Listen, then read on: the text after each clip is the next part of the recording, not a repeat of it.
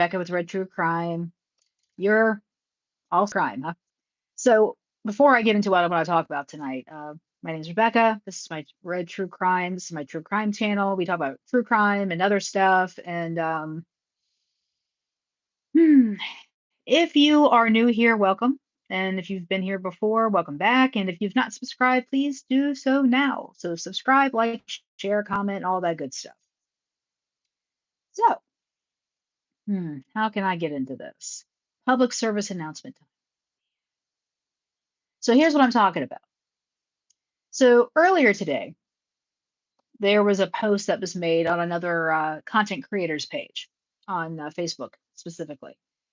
And all he did was share something that was already posted on someone else's page, and it was in a public forum. And he's catching hell for this. And I'm like, that makes no sense. So let me get into what I'm talking about. So other true crime content creators, we all catch hell for the things we talk about or things that we discuss or aspects of cases we bring up. We all catch hell about it. And it's because people are dumb. All right, that's just not nice. Okay, people are really dumb. Okay.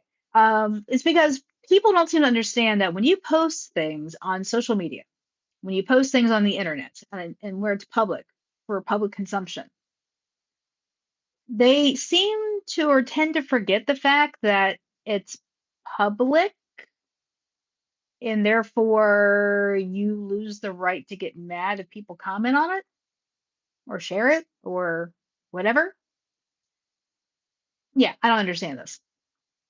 So let me tell you what exactly happened. So we have a gentleman, his name is Gerald. Gerald seems like an interesting person, and he is a journalist, and he has his own page on Facebook, and I think he might do stuff on YouTube. I don't know, but it's called the North Carolina Beat. So it's basically like a newsletter slash crime bulletin slash because he comments on a lot of stuff. I do mostly crime, but he does crime and social media, crazy pop culture stuff too.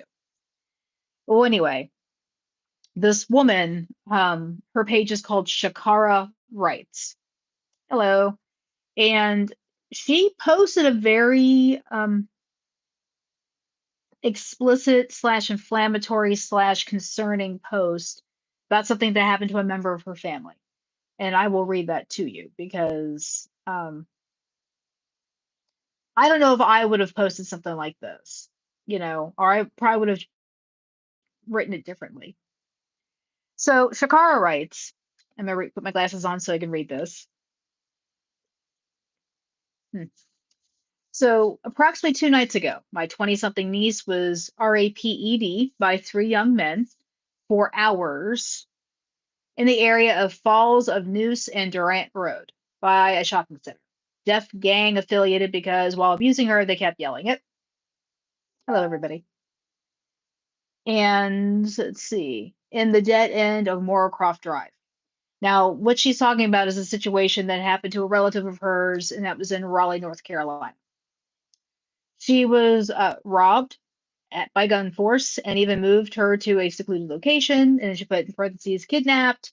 They stole her phone, iPad, every card she owned, even went through her car, and then was forced to, at gunpoint, to perform sexual acts fearing for her life.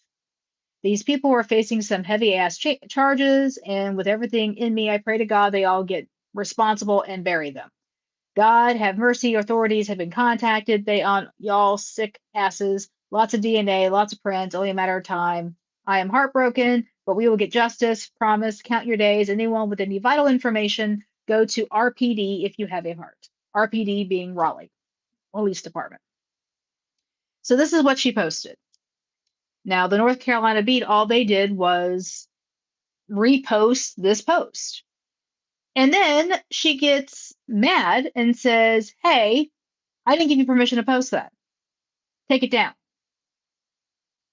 Huh? How do you take down something you. Okay, so let me cover a couple of things here. One, you put it on social media. That's public. That's open for people to comment. It's open for people to share. It's open for people to do whatever the heck they want to do with that. She even at one point made another post saying that he's not a real journalist and that he's not credible and all these things. And I'm like, hold up. Anybody can be a journalist these days. You don't have to have a degree from Northwestern or whatever to be a journalist. I mean, if you have a podcast, you're a journalist. If you have a Facebook page where you write commentary, you're a damn journalist. You know, YouTube channel, you're a journalist. This is what this is.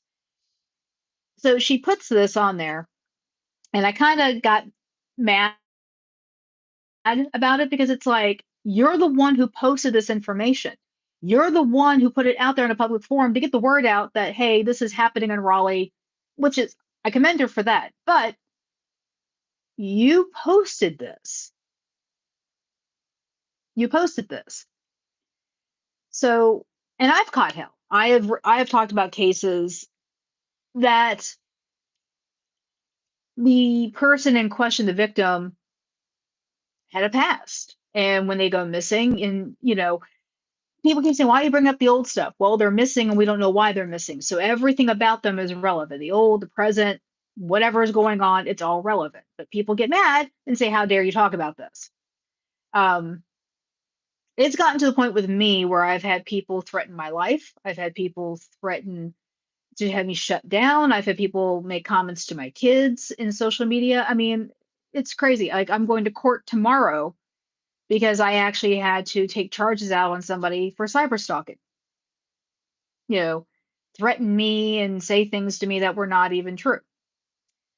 So, we catch hell. Us true crime content creators, we catch a lot of hell for what we do. And my thing is, at least I can speak for myself. I don't know about anybody else, but I can speak for myself. I only talk about things that I can verify. And if I can't verify, I use the words in my opinion.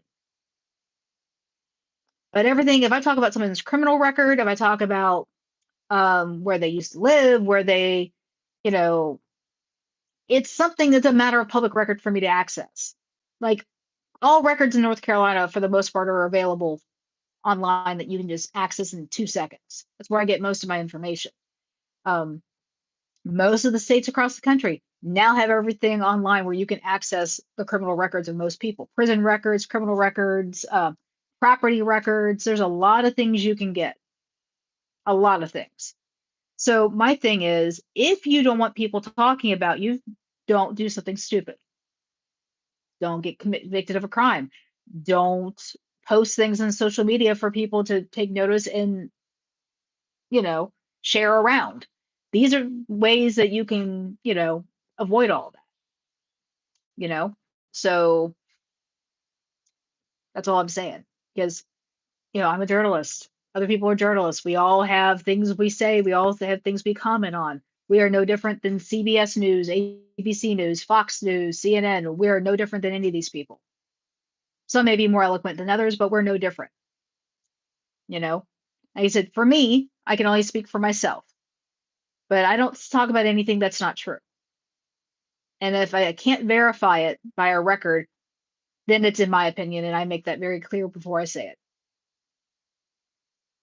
So this is my public service announcement for this, because people get all up in arms about dumb things. And I've even caught the whole, you're a white, you have no business talking about black people. Really? I'm sorry that the person who committed said crime was black and did things. What do you want me to do about that? I don't know what to say. But here we go again. We got more people making comments, and it's ridiculous. It's absolutely ridiculous. Anyway, North Carolina Beat, give them a look. They're on Facebook.